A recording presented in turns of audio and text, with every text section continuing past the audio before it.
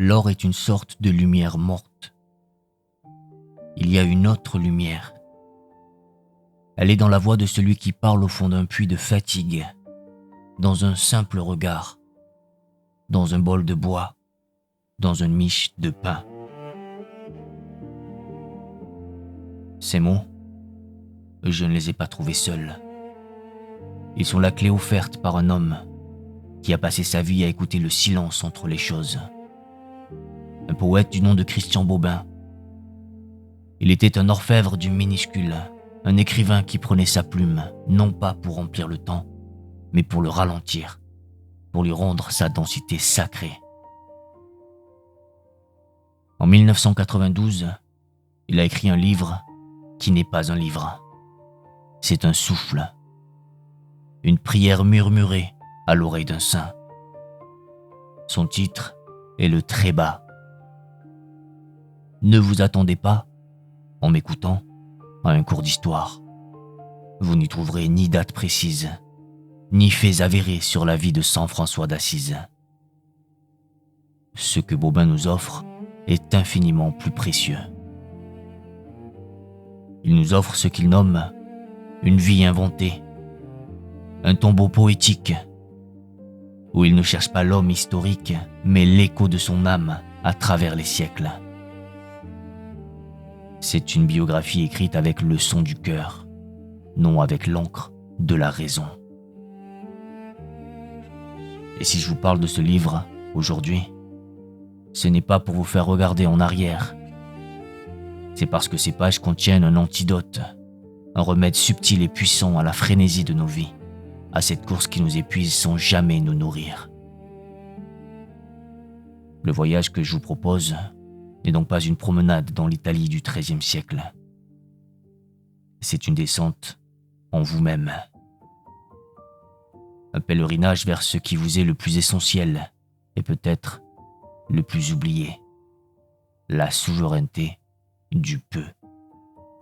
La majesté des riens. Cette joie pure, enfin, qui ne s'achète, ne se vole, ni ne se mérite, mais qui simplement se reçoit.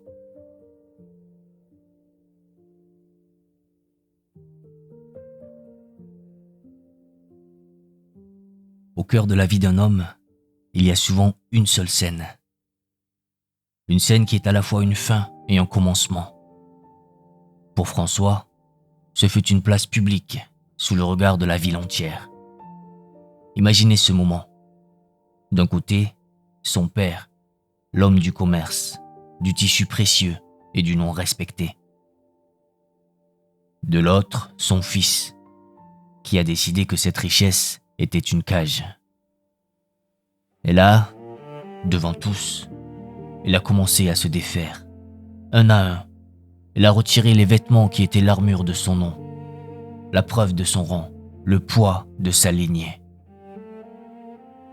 Ce n'était pas un acte de défi, ni la colère d'un enfant rebelle. C'était bien plus solennel, c'était une naissance.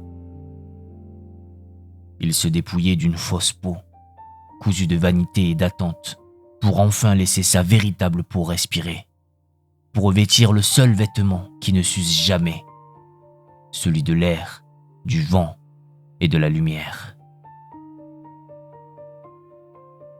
Comprenez bien ce qui s'est joué ce jour-là. François ne devenait pas pauvre, il devenait libre.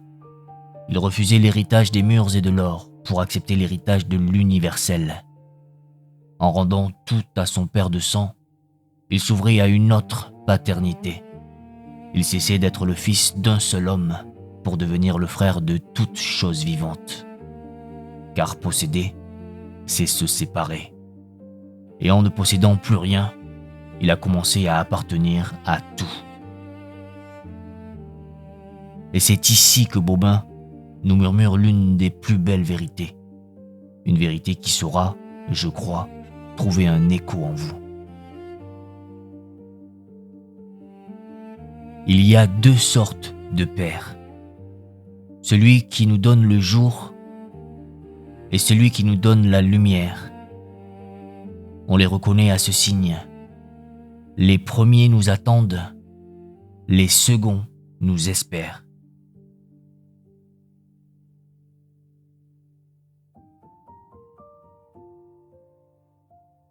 Après s'être dépouillé, que restait-il?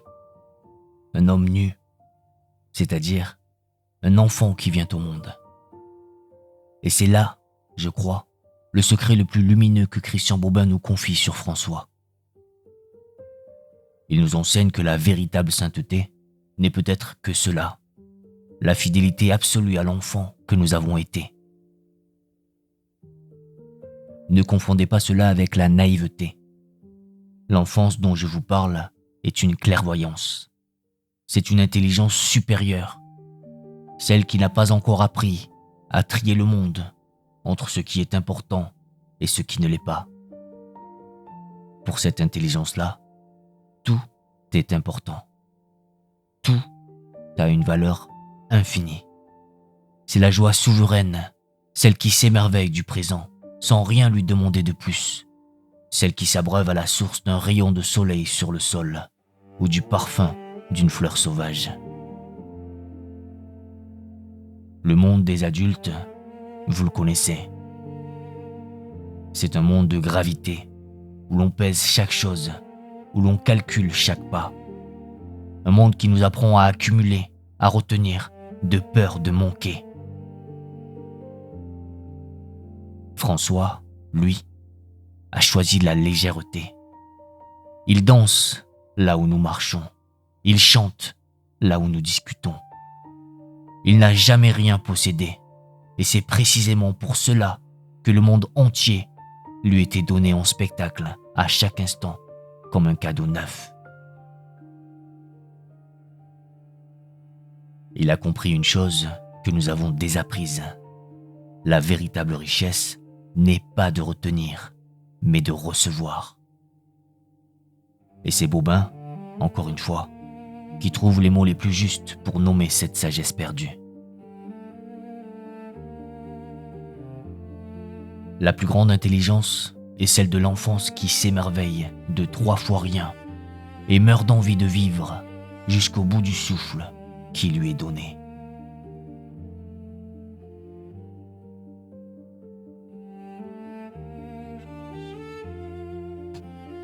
Le monde le disait illettré, et c'était vrai. Il ne savait pas déchiffrer les livres des hommes, faits de papier et d'encre morte. Mais il a appris à lire le seul livre qui n'a ni début ni fin, le monde lui-même. Pour lui, chaque créature était une lettre vivante, chaque brin d'herbe, une virgule dans la grande phrase de la vie. Le vent dans les feuilles était un murmure du poème originel. Quand il s'adressait aux oiseaux, ne voyez pas là une jolie fable pour endormir les enfants. Voyez-y la reconnaissance la plus simple qui soit, celle d'une fraternité. Il leur parlait comme à des frères zélés, car il sentait que le même souffle qui les portait dans le ciel était celui qui faisait battre son propre cœur. Il les reconnaissait comme ses égaux devant le grand mystère de l'existence. Et ce loup, ce fameux loup de Gubbio qui terrorisait les hommes. François n'a pas accompli de miracle. Il a fait quelque chose de bien plus grand. Il a écouté. Il n'a pas vu une bête féroce. Il a entendu la faim qui tordait ses entrailles. Il a senti la solitude qui gelait son sang. Et il lui a répondu dans ce langage qui précède tous les mots. Ce langage du cœur qui comprend la peur et la souffrance. C'est en lisant ainsi le monde qu'il a compris que tout est nourriture, que tout est don. Et c'est Bobin, une fois encore, qui nous offre l'image la plus éclatante de cette table toujours dressée. Le soleil est une miette de pain d'or sur la nappe bleue du ciel, offerte à la fin de nos yeux par un Dieu qui ne se lasse pas de nous inviter à sa table.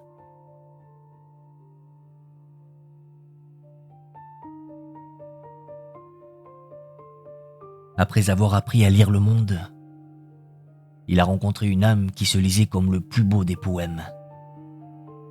Cette âme s'appelait Claire. Leur amour n'était pas celui que vous connaissez, celui des chansons et des promesses.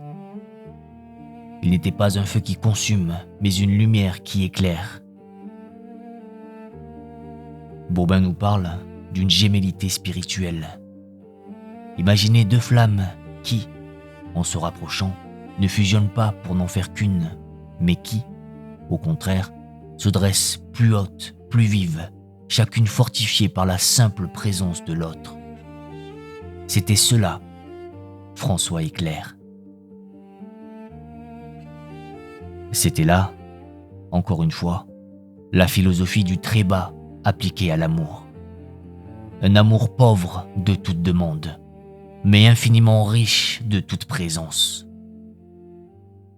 Un amour qui n'emprisonne pas, qui ne cherche pas à posséder, mais qui libère l'autre dans sa propre lumière.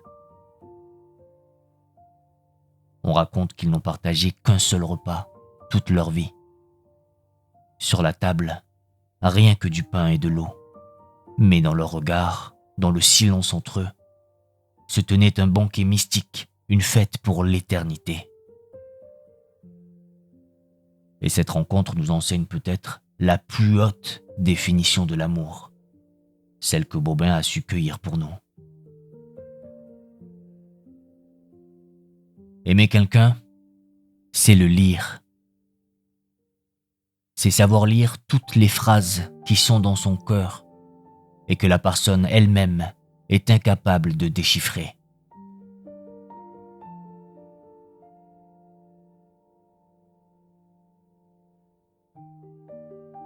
Une vie passée à tout donner doit un jour, inévitablement, donner la dernière chose qui lui reste, son propre corps. Il n'y a pas de tragédie en cela, seulement un accomplissement. La fin de la vie de François fut marquée par la nuit qui tombait sur ses yeux et par la douleur qui visitait chacun de ses membres. Mais là où nous, vous et moi, verrions une déchéance, Bobin nous invite à voir une transfiguration. Le corps de François n'était plus une forteresse, mais un parchemin. Un parchemin usé, affaibli, sur lequel la ville elle-même, ou Dieu, si vous préférez, pouvait enfin écrire sa présence sans aucune résistance. Devenir aveugle au monde des apparences, n'était-ce pas, pour lui, la grâce de voir enfin l'essentiel, de ne plus être distrait par les ombres pour ne contempler que la pure lumière intérieure? Et puis vinrent ces marques sur ses mains et ses pieds, ce que les hommes appellent les stigmates. N'y voyez pas, je vous en prie, une récompense tombée du ciel. Bobin nous les montre plutôt comme la signature ultime, la signature d'une vie qui a tant aimé, tant épousé la forme de son amour, qu'elle a fini par emporter les blessures sacrées. Ce n'était plus seulement l'âme qui aimait, c'était la chair elle-même, la preuve silencieuse que l'esprit avait entièrement consumé le corps, le transformant en une pure offrande. Car la fragilité, vous le voyez, n'est pas une fin, c'est un affinement. Et Bobin, encore lui, ne le dit avec une clarté tranchante. Ce que la maladie enlève de force au corps, elle le donne en finesse à l'âme. Une âme est achevée quand elle est aussi fine qu'une lame de rasoir.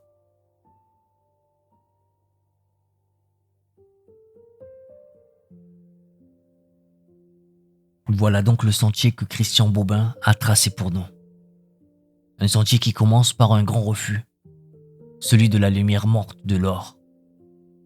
Il nous mène ensuite à la redécouverte d'un royaume oublié, la joie souveraine de l'enfance. Sur ce chemin, nous apprenons à lire le grand livre du monde, à dialoguer avec chaque créature. Nous y découvrons la possibilité d'un amour qui ne possède pas, mais qui libère. Et enfin, Au bout de la route, nous sommes invités à accueillir notre propre fragilité, non comme une faiblesse, mais comme la plus haute des grâces. Vous le voyez, le trébat est bien plus que le portrait d'un saint lointain. C'est un guide pour résister avec poésie à la pesanteur de vos jours. L'héritage que François nous laisse, à travers le regard de Bobin, est une invitation simple et radicale. Alléger nos vies. Retrouver la grandeur dans ce qui est humble, la richesse dans ce qui est petit, et la parole juste dans ce qui est silencieux. C'est pourquoi le trébat n'est pas un de ces livres que l'on referme pour le ranger sur une étagère. C'est une porte que l'on laisse entr'ouverte sur sa propre existence. Je vous invite donc, non pas à de grands efforts, mais à de petits regards, à chercher dans le fracas de vos jours les éclats de cette joie simple que Bobin nous donne à voir. Lisez ou relisez cette vie inventée. Laissez les mots de Christine Bobin infuser votre regard. Merci pour votre écoute attentive.